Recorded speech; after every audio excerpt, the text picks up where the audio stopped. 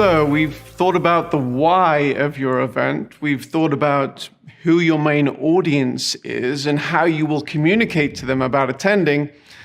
Now we need to get into the meat of planning your event. And the first part now is determining when the event should take place and how long it should last. Now, event producers who are familiar with the cadence of an in-person physical event are often curious and ask us whether there are similar optimal times and durations for online events.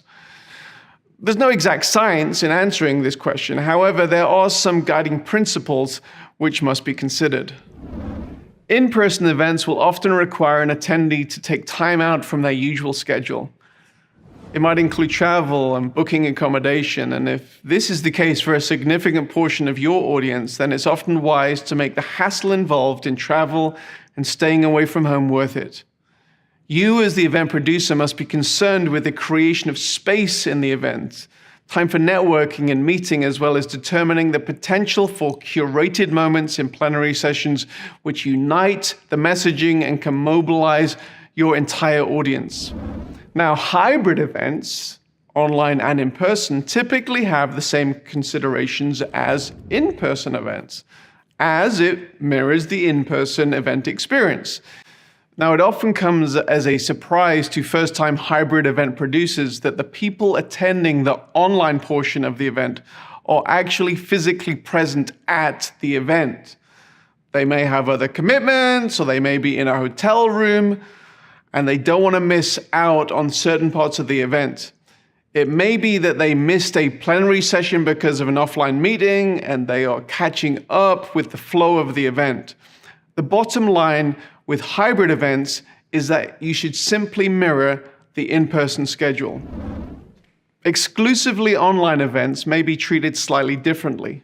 Since they don't require attendees to take time off work, one more significant consideration is that attendees may only be joining outside of work hours, unless, of course, you're hosting a work event, in which case holding it within typical working hours becomes optimal.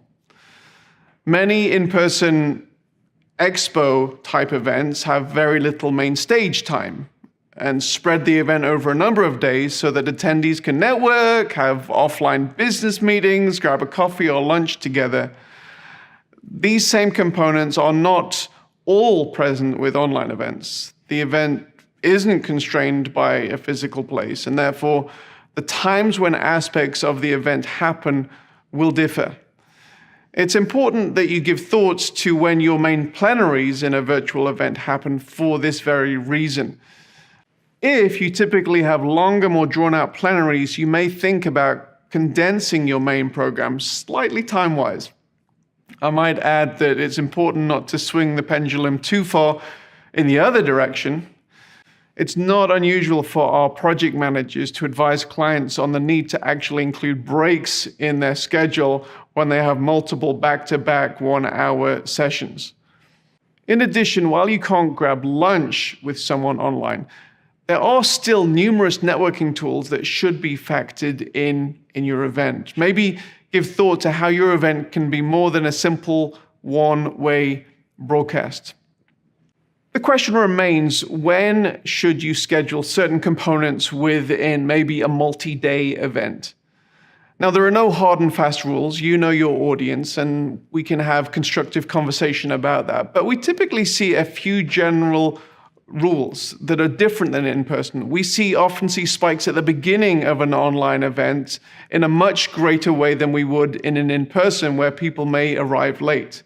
And then, as with in-person event, we will see spikes when top bill presenters, music acts, or VIPs are on stage.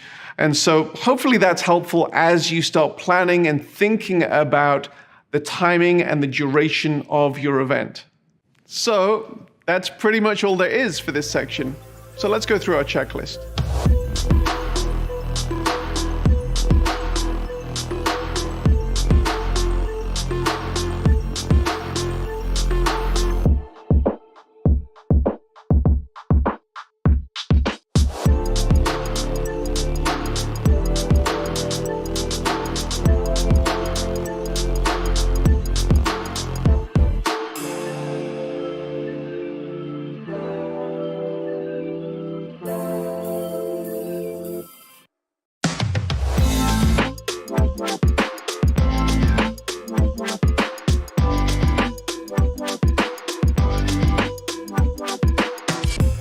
whether you're having an entirely in-person, a hybrid, or an exclusively virtual event, there are a number of questions that you need to answer. One of the first questions is related to venue and production. Often this seems to be answered more easily for in-person than online events. It's natural that if you're having an event for, say, 15 people, you may choose to have it in a boardroom and ensure there are